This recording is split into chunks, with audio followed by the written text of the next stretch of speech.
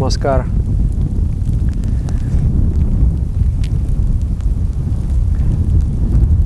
I want to talk about enjoying life. I hope you're enjoying life. There are different attitudes from the spiritual seekers towards enjoyment, towards pleasure, and all kind of enjoyments. Some people believe that any kind of pleasure and enjoyment is an obstacle on the path of spirituality. So they go on denying, go on rejecting enjoyment. This path is termed in Sanskrit as Nivriti Marga. Ni means negation, negation of vrittis, rejection of vrittis, rejection of mental tendencies. I want something. No, this is not good. This will lead you astray from spirituality. And then it is a part of suppression. I want. No, this is not. This is wrong. This is sinful. You should not. So that is the Nivriti Marga. Another type of people, they reject the rejection. It's forbidden to forbid. Everything is allowed. Whatever gives me pleasure, I will take it. That is called Pravriti Marga, the path of hedonism. And then pleasure becomes the main objective of life. And that life becomes also shallow. It becomes also shallow. Because when you are pursuing the pleasures, there is a tendency to pursue the easiest ones and not the hardest ones. But you have to enjoy systematically. You have to transform the enjoyment not into enjoyment but into the science of enjoyment. And there is a third path, which is called Samvriti Marga. Very interesting. Sam means together, collecting, bringing together. And Sam also means in a proper direction. So collecting all your emotional energies, all the vrittis, all the emotions, desires, bringing them into one bundle, and then that unified energy of the emotions direct to the supreme goal. So it is a slower process of cultivation. You sublimate the pleasures from lowest to the highest. And that science of enjoyment, it is called Nandana Vigyana in Sanskrit. Vigyana means science, so it is a science, it is a process, and it is an effort. And Nandana means the root Nand, like Ananda, supreme bliss. So Nand means to enjoy, and also to give enjoyment. Nandana Vigyana. You enjoy, but you also give enjoyment. When you only get enjoyment, that's not Nandana Vigyana. That's not aesthetic science. It is only the animality. But when you get and when you give, and there is exchange of getting and giving, that is Nandana. And in case of spiritual aspirant, you are getting enjoyment from whom? You think that you are getting enjoyment from the Supreme Entity. And you are giving enjoyment to whom? To the Supreme Entity. I am the dear child. I am a precious thing of beauty to the Supreme Entity. The Supreme Entity will look at me, will marvel at me, and he will think, it is beautiful. I love it. I like it. So, liking becomes loving. And then you also, you enjoy, you understand that. Stringing together all the expressions of beauty, you find out that in all those expressions of beauty, there is an underlying beauty, like a subterranean river, current, the hidden spirituality, which makes everything beautiful.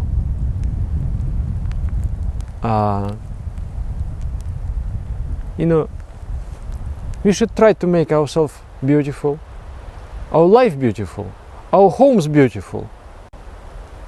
If your home is beautiful, proper, that gives you the stimulus, it gives you the impetus for spirituality, for meditation. It inspires you. So it is not unimportant, rather it is very important. When you're cooking food should be tasty and beautiful, because that food will inspire you to spirituality, and you have to enjoy. You cannot just eat for the sake of eating. For the sake of eating is even the dog will eat for the sake of eating, and the birds will eat for the sake of eating. But you have to eat for the sake of enjoyment. This is something I'm very controversial in this point. I know that I state something very controversial, but I will stand by my words. You have to eat not only as a process of nutrition, but as a process of love. That's what it is. When you cook, you imagine, I am cooking for the divine entity. With all my love in my heart, I am investing my love into that. When you speak with the love in your heart. When you draw in the love, with the love, in the flow of love, by the love, as the love. You do like this. And then your heart will open. And when your heart will open, then what will happen? Then you will know what is meditation. Aesthetics is of the primary importance. It is not the bread and butter. It is that also important, because if I'm hungry, I'm not very much paying attention to aesthetics. But culture and aesthetics is extremely important. It is what the food gives us subsistence, but aesthetics gives us humanity. Gives us humanity. One time I was recording a video. I couldn't do it. 1 week. Morning 4 hours, evening 4 hours. Morning 4 hours, evening 4 hours. I was working very, in a dedicated way, but I couldn't get it out of myself. My brain didn't like to cooperate with me. And then I went for a concert. It was a beautiful music, spiritual music. I came back with love in my heart. My heart has opened wide. And next morning, just in 1 hour, in 1.5 hours, I recorded everything. So, I'm the same person. Same body, same eyes, same ears, same tongue, same knowledge, same information, same brain. But with love and without love, two different persons. One is capable, another is incapable. And that's what makes you capable is Nandana Vigyana. The feeling of love and the feeling of enjoyment. I enjoy the supreme reality. And yes, but you will say that yogis, they're living in the caves and mountains. Their beauty is natural. Like now I'm in the forest. Look at those pine trees, and the lake, and the beautiful rain, and the moss. The moss is so beautiful. It is white, it is great, it is green. When I look at this, I see not trees, not the moss, but I see the divinity flowing everywhere and the exquisite supreme beauty. So of course I'm feeling inspired to meditate. Because what is meditation? Meditation is nothing but searching within for this underlying beauty. You are finding the Lord of beauty. You are finding the essence of beauty. This is what it is. So When I look at this tree, sometimes I just look and I see it overall. And when I look, my heart opens. My heart opens.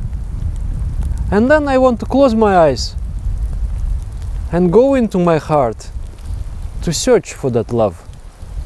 And that's what meditation is. So Nanda, and then you remember one thing, that Nandana Vijnana means to get enjoyment and also to give enjoyment. So you sit in meditation and then repeat mantra. You repeat the mantra. And while repeating the mantra, you are trying to please, pleasing. You are trying to please the love. You are trying to please the Lord of love. You are trying to please the Lord of beauty. The beauty itself. You are in the interaction with the beauty. And you also becoming a beauty. To give the joy to the joy. And to get the joy from the joy. This is what you are doing.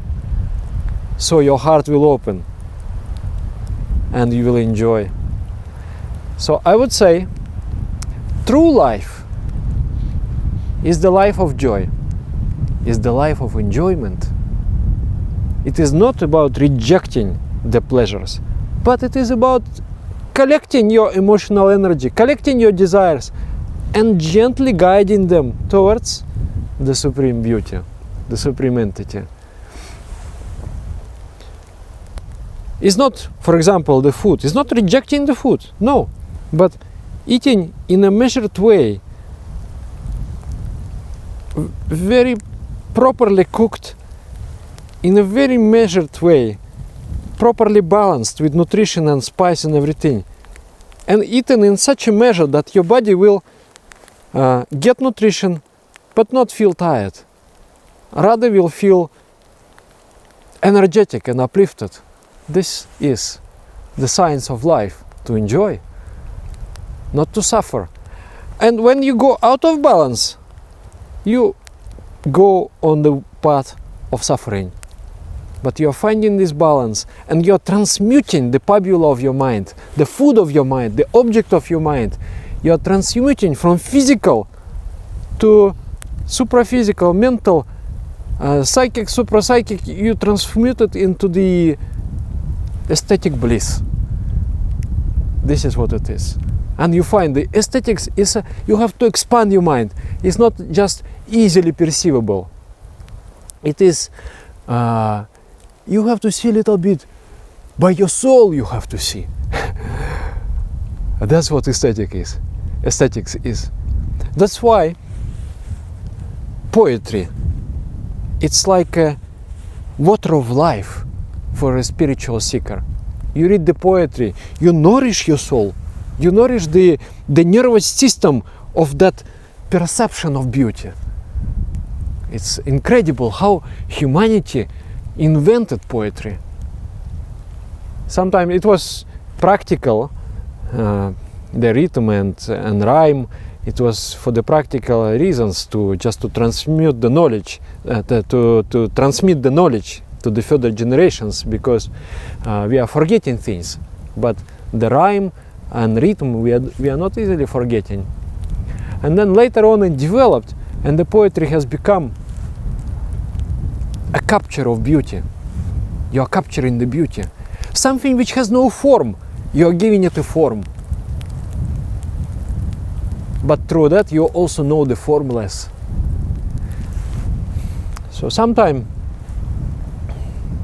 when I do not have really, I should admit, sometimes I do not feel like I want to meditate. But I follow the discipline. I have to meditate. I know if I stop to do meditation, then if I just, okay, today I want to meditate, today I don't want to meditate, then nothing will come out of it. So sometimes I don't want, but I need. And I find the way to want again is to watch something, some music, read some poetry, and then it will open my heart. And with open heart, I will meditate blissfully. I will meditate blissfully. So living blissfully, enjoying, is the essence of spirituality. Spirituality is not about suffering. It's not about being unhappy. It is about being in the sublime happiness, in the supreme happiness. So I hope this video clarifies. So please go on enjoying and uplift from your enjoyment from crude to subtle and to the subtlest. This is the message.